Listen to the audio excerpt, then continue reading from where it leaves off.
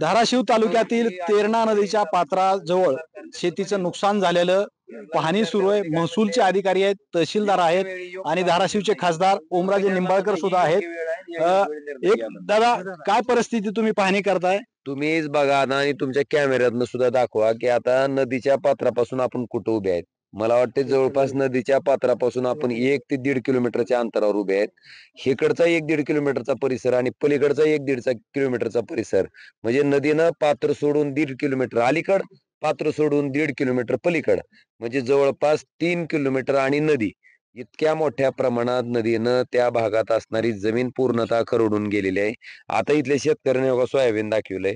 की सोयाबीन मध्ये काय राहिले आता? काय ह्याचं करायचं सांगा बरं? इतकी भयंकर आणि दुरावस्था या शेतकऱ्याची झाली. बरं, ही सोयाबीन पेरायला एका बॅगेला साधारणतः त्या शेतकऱ्याला जे खर्च येतंय, त्या बॅगेचा खर्च सुद्धा आता जी सरकार मदत करायला लागलंय का? किती? एका हेक्टरला 8,500, म्हणजे एका एकरला 34 रुपये मिळतात. आता ह्यांना ही जी मड आहे का ही रानातलं, ही काढायला ही सोयाबीन सोयाबीन काढायचा भाव काय आज? मला सांगा, 6,500 रुपये एका एकरला यांचा खर्च आहे सोयाबीन काढायला, आणि सरकार द्यायले किती? 3,400. कशाला ही कामाला येणार आहे? म्हणून त्यांना मी सांगितलंय की परवा मुख्यमंत्री आल्याच्या नंतर आम्ही त्यांच्याकडे विनंती केली की साहेब, पंजाब सारखं राज्य बारकुसनं जर 50,000 रुपये हेक्टरी देत आहे तर किमान 50,000 तरी द्या. बरं, आज गरज आहे म्हणून आम्ही तुम्हाला मागणी करायला. त्याचबरोबर कर्जमाफीची घोषणा तुम्ही करा. तुम्ही दिलेलं आश्वासन पाळायची हीच ती योग्य वेळ आहे आणि हाच तो योग्य निर्णय आहे. तर तीही करा म्हणून त्यांना विनंती केली आहे. त्याने आम्हाला सांगितलं असं की आमचे मंत्री आढावा घेत आहेत. आढावा घेतल्याच्या नंतर मंत्रिमंडळाच्या बैठकीत आम्ही ह्याची चर्चा करू आणि निर्णय घेऊ. आम्ही सरकारच्या त्याच निर्णयाच्या सगळेजण प्रतीक्षेत आहेत, किंवा सरकारचा निर्णय काय येतोय. आणि त्या दृष्टीची माहिती मी सगळ्या आता शेतकऱ्याला देत होतो. तलाठी भाऊसाहेब आहेत, तहसीलदार मॅडम आहेत, त्यांनी सगळ्या शेतकऱ्यांचे ज्यांचं नुकसान झालंय त्या सगळ्यांचे सगळे पंचनामे ही करायला चालू आहेत. आणि ज्यांचे झालेत पंचनामे त्यांचे अहवाल पण गेलेले आहेत. पण इथं पावसाची परिस्थिती अशी झाली आहे की एकदाच 65 mm पुढे पाऊस पडलेला नाही. हा पाऊस 3-3, 4-4 वेळेस एका मंडळात पडलाय. आपण 65 ला अतिवृष्टी म्हणतो, पण पाऊस जे पडलाय तो असा आहे 168 mm, 210 mm, 225 mm. मला सांगा, इतक्या प्रचंड प्रमाणात पडलेल्या पावसामुळं शेतकऱ्याचं अतोनात नुकसान आहे, जे की इतक्या तुटपुंज्या मदतीवर भरून येऊ शकत नाही. म्हणून सरकारकडे आमची वारंवार विनंती आहे आणि मागणी आहे, अपेक्षा आहे की आता सरकारचे मंत्री बघून गेल्याच्या नंतर तशा प्रकारची मागणी जी आम्ही केली आहे त्या मागणीची पूर्तता करतील आणि ह्या अडचणीत सापडलेल्या सगळ्या शेतकऱ्याला दिलासा देतील, ह्या अपेक्षेवर आम्ही आहेत सगळे. मी इथं गावात आल्यानंतर 1-2 शेतकऱ्यांशी भेट झाली माझी आणि शेतकऱ्यांचं म्हणजे मला म्हणजे फार वाईट वाईट वाटलं की काही लोकांनी फोन बंद करून ठेवलेत. त्याचं कारण काय माहितीये का? खत दुकानदाराचा फोन येतो. तीच विदारकता आहे हो. आता आपल्यातले काही नेते मंडळी म्हणले की शेतकरी किती देणार आहेत म्हणून विचारायला, तर म्हणले राजकारण करू नका. शेतकरी म्हणले बाबा आम्ही अडचण आहेत मदत करा, तर सगळं नाटकं करता येतात, पैशाची नाटकं करता येत नाही. खरं आहे त्यांचं. पण राज्य सरकार आपल्याला समृद्धीसारखा प्रोजेक्ट राबवायचा म्हणलं तर कर्ज घेते.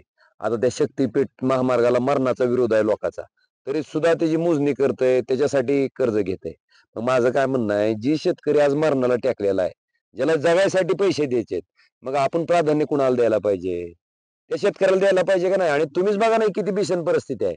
खत दुकानदाराचा फोन यायलाय म्हणून शेतकरी फोन जर बंद करून बसत असेल, तर ह्याच्यापेक्षा काय विदारक परिस्थिती असू शकते?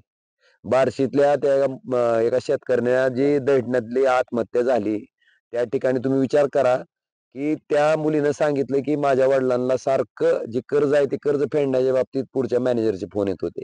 तिचे वडील तिच्याबरोबर म्हणजे अक्षरशः इतका मेताकुटीला इथला शेतकरी आलाय. ह्या शेतकऱ्याला उभा करण्यासाठी सरकारनं आता कुठल्याही बाकीच्या गोष्टीचा, निकषाचा किंवा कुठल्याही बाबीचा विचार न करता संपूर्ण मदत करावी, ही आमची अपेक्षा आहे.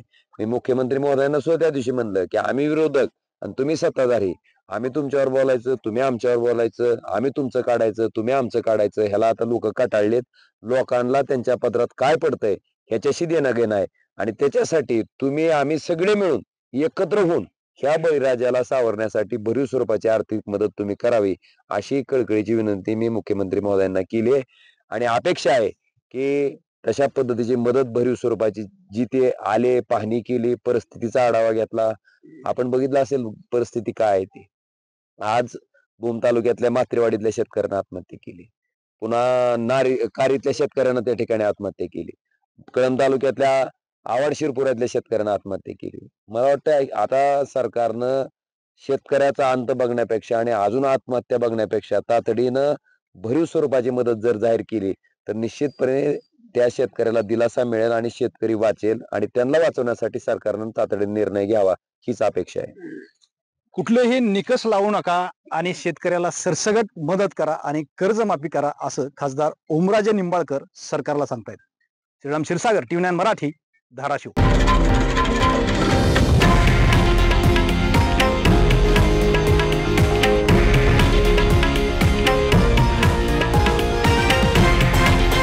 हे आहे देशातील नंबर 1 न्यूज नेटवर्क आणि आपण पाहत आहात TV9 मराठी, एकमेव.